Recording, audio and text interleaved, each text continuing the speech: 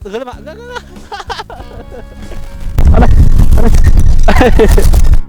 โอ้ในมีตัวนี้เด้ทุกคนเลยตัวนี้มักสุดอะโลโลมาสุดๆเลยมากินก่อนอันนี้คืออย่ามาบอกเลยว่ามันค่อนข้างอุดมสมบูรณ์เด้อกล่องโบโฟกัส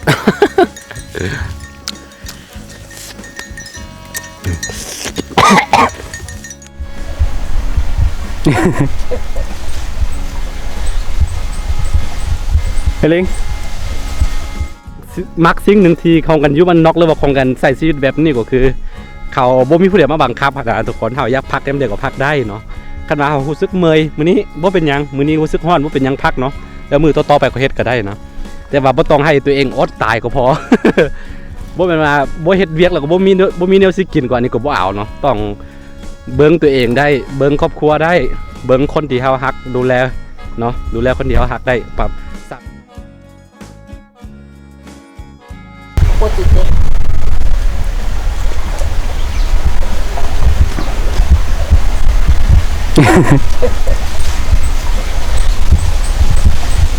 เฮลิง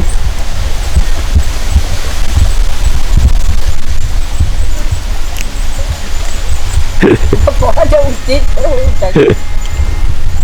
อันเดียวให้ได้พอไปเปิดเข้าไปเปิดเข้ามาไปพอ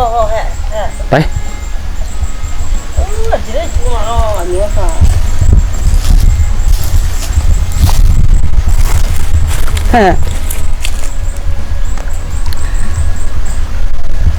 ลูกขึ้นมาจากที่แบบไหมกิน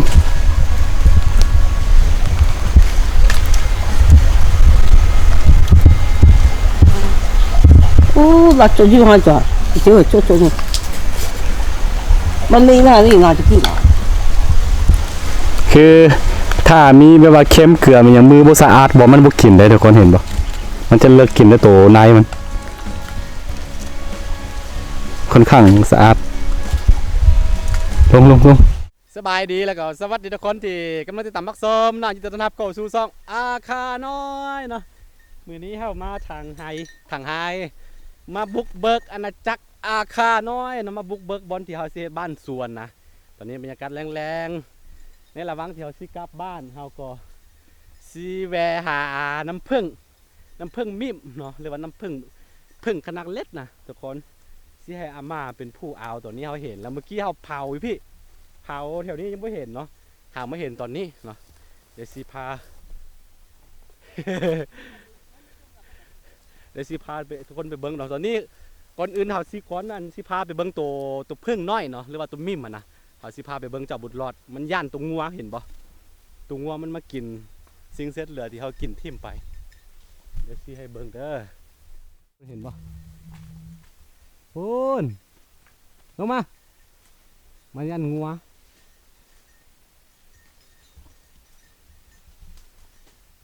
ลงมาหายลงมามันบกล้าลงมาเดี๋ยวสิไปหับมันเอามาพี่มาหายลงมา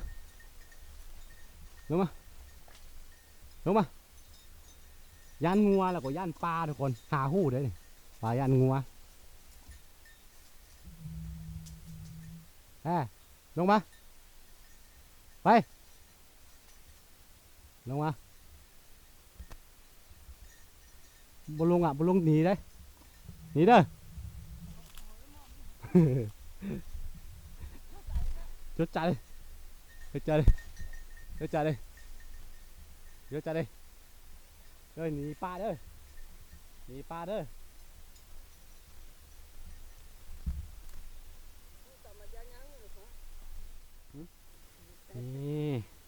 ถ้าไปเบิ้งคลิปก่อนหน้านี้เนาะจะเห็นว่าเขามา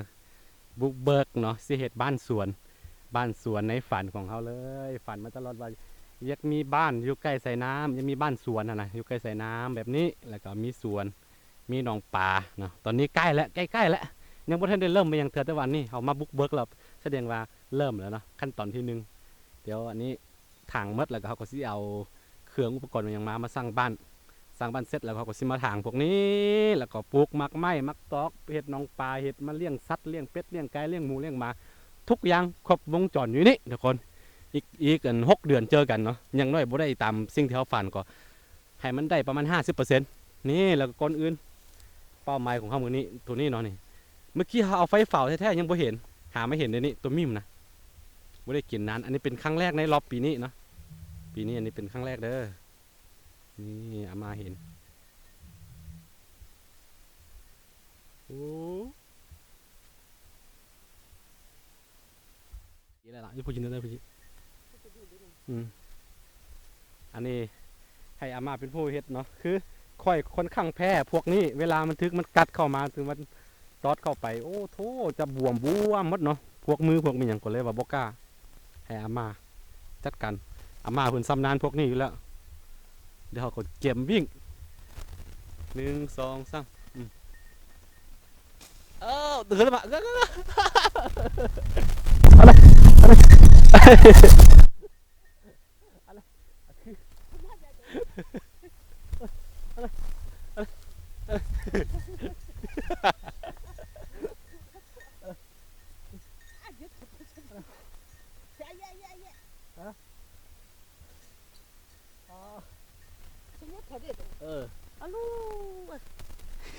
ตัวทัก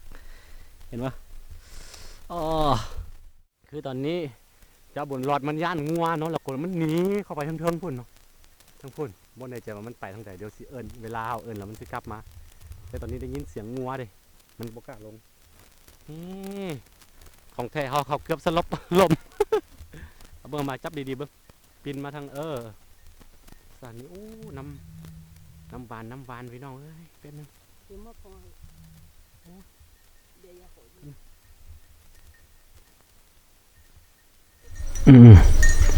นี่เบิ้งสังเกตจากภายนอกของมันนี่มีเนาะน้ำหวานนี่สีมือของอาม่าเพิ่นเด้อเห็นปะโอ้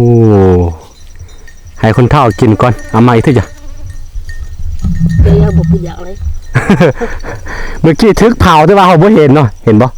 นี่คือพวกลูกอ่อนจุ๊ให้พูดชื่ออะไรจ้ะตัวอ่อนมันสุกแล้วอันนี้เขาบ่เห็นบังเอิญซึบตอนเผาบ่เห็นพวกนี้เขาสิบุกเบิกนึงเนาะมากินก่อนนี่โอ้ใช่ไหมบ่ต้องติง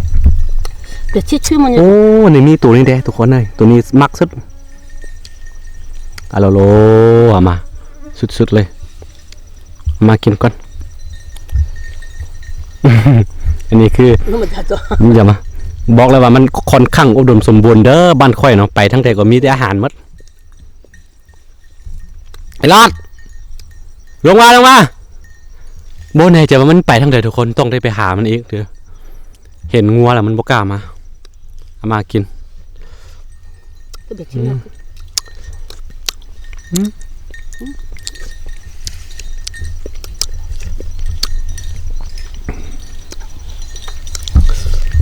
ี่ชื่ออะไรกูจิตตัวโอ้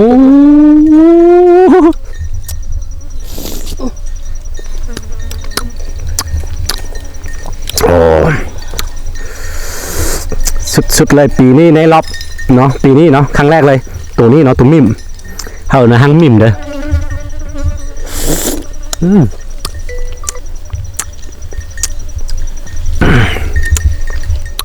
นี่เห็นปะบ่ได้กินมาโดดแล้ว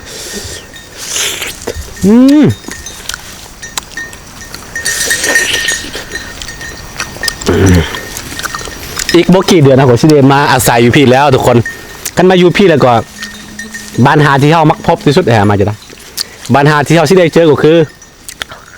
บ่สามารถลงคลิปเป็นประจำได้มีแต่ว่าเฮายังลงคลิปตอนเดียวมีแต่กลับไปบ้านแล้วก็มาลงเนาะเนื่องจากว่าอยู่พี่บ่มีสัญญาณโทรธรรมดามีเนาะแต่ว่าบ่มีสัญญาณอินเทอร์เน็ตเนาะมีสัญญาณโทรธรรมดาซิมธรรมดาโทรได้สบายเลยมีคือกันแต่ว่าบ่สามารถลิ้นพวกอินเทอร์เน็ตเนาะเข้า YouTube เข้าลิ้นไลน์เข้าลิ้นเฟซบ่ได้เพราะฉะนั้นบางทีก็การตอบคอมเมนต์หรือว่าการตอบ FC ที่แซดข้างมาก็บ่สามารถตอบได้เนาะเข้าใจว่าข คันมือเดียวค่อยบ่ตอบแปลว่าค่อยมาอยู่พี่เด้อทุกคนเด้อ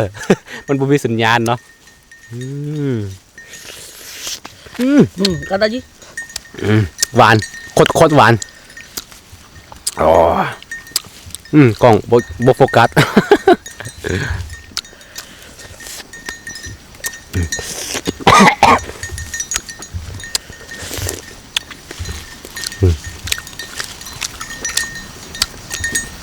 คือค่อยมักบรรยากาศแบบนี้เนาะมักบรรยากาศที่ว่าเขามีโอกาสได้ให้ครอบครัวได้อันมีเวลาได้ให้ครอบครัวมีเวลาได้อยู่กับคนที่เฮาฮักพ่อแม่แบบนี้เนาะอันนี้คือความสุขของข่อยเลยบ่ต้องโหยหามีหยังว่ามีเงินมีทองหลายปานใดถ้าบ่ได้อยู่นํเขาบ่ได้ดูแลเขาในยามเฒ่าแก่แบบนี้ก็สำหรับข่อยเนาะบ่มีความหมายเป็นหยังนะ อันนี้แหละเนาะคือต้องบอกว่าตอนเพิ่นยังนมยังได้ค่อยออกบ้านแต่ตอนเพิ่นผมยังดำๆอยู่ตอนนี้ผมงอกหมดแล้วผมงอกหมดแล้วทุกคนเท่าในวันที่เฮาพังไปแต่ละปีก็แต่ละปีตัวนั้นเนาะแม่ก็เท่าลงนะเฮาเอาช่วงเวลานั้นเนาะไปฟุ่มเฟือยไปโอ้ยพอแล้วมาแล้วก็ไปเสียเวลากับมันหลายอยู่ตอนนี้ก็ได้กลับมาเดี๋ยวอยู่ไกลกับครอบครัวสมมุติข่อยออกไปตลาดไปซื้อชิ้นหมูมาโลนึงสิก็ได้แบ่งให้ครอบครัวกินข่อยมีเอ้ยมีอ้ายมีเอ้ย2คนแล้วก็มีหลานมีหยังหลายคนเนาะสิ้นโลเดี๋ยวมากินข้าวห่วมกันหมดทุกคนแต่ว่าโอ้ความสุขเนาะเห็นเด็กน้อยได้กินเห็นเอ้ยได้กินเห็นแม่ได้กินนะอันนั้นแหละความสุขเนาะเพียงสิ้นโลเดียวก็เฮ็ดให้เฮามีความสุขได้นะ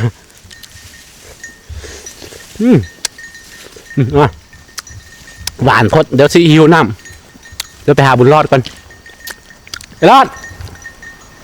อะไรได้ลงมา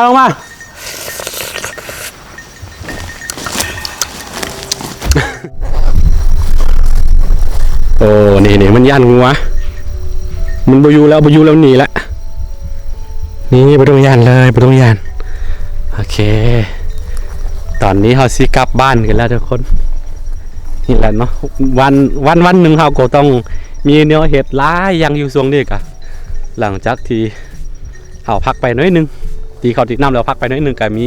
แนวให้เห็ดต่อแต่ว่ามัน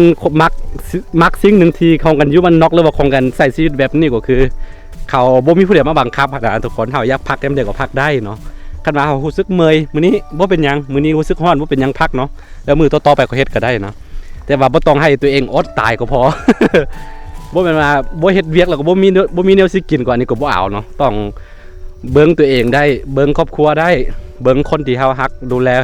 เนาะดูแลคนที่เฮาฮักได้ครับ3นี้ก็เพียงพอแล้วเนาะหวังว่าคนไก่บ้านทั้งหลายเนาะที่ได้เบิ่งคลิปอยู่มีโอกาสมีเวลาก็อย่าลืมกลับมายามนี่คือแบบนี้เพิ่นบ่เห็นว่ากลับมายามคนที่ให้กำเนิดเฮาพ่อแม่เฮานั่นแหละทุกคนเนาะเพราะว่าคนเฒ่านี่นิสัยของคนเฒ่านี่เวลาอายุ50 ปีขึ้นเมื่อในจะไก่มาเป็นเด็กน้อยอีกเครือนึงก็คือเขาจะโหยหาลูกหลานที่ไปอยู่ไก่นะเขาจะคิดฮอดเนาะเวลาไปก็แต่ว่าเขาบ่ได้บอกแบบบ่ได้บอกเป็นคำเว้าออกมาดอกแต่ว่าเฮารับรู้ได้ว่าเขาคิดฮอดเฮาอ่ะนะเพราะฉะนั้นในบ้านไปก็อย่าลืมเนาะมาดูแลกันมาดูแลคนที่เฮาฮักมาดูแลพ่อแม่ตัวเองโอเคฝากไว้อันนี้ก็จะเป็นคลิปวิถีชีวิตบ้านๆเนาะเป็นกันให้เห็นถึงวิถีชีวิตอีกแบบหนึ่งที่สังคมในเมืองบ่ค่อยได้เห็นถ้าใครมักก็อย่าลืมกดไลค์กดติดตามช่องอาคาน้อยเนาะเวลาค่อยลงคลิปไว้เราจะได้เห็นเนาะโอเคบ๊ายบายบุญรอดเอามาบ๊ายบายมองไง บ๊ายบายนี่ตอนนี้เฮาเนี่ย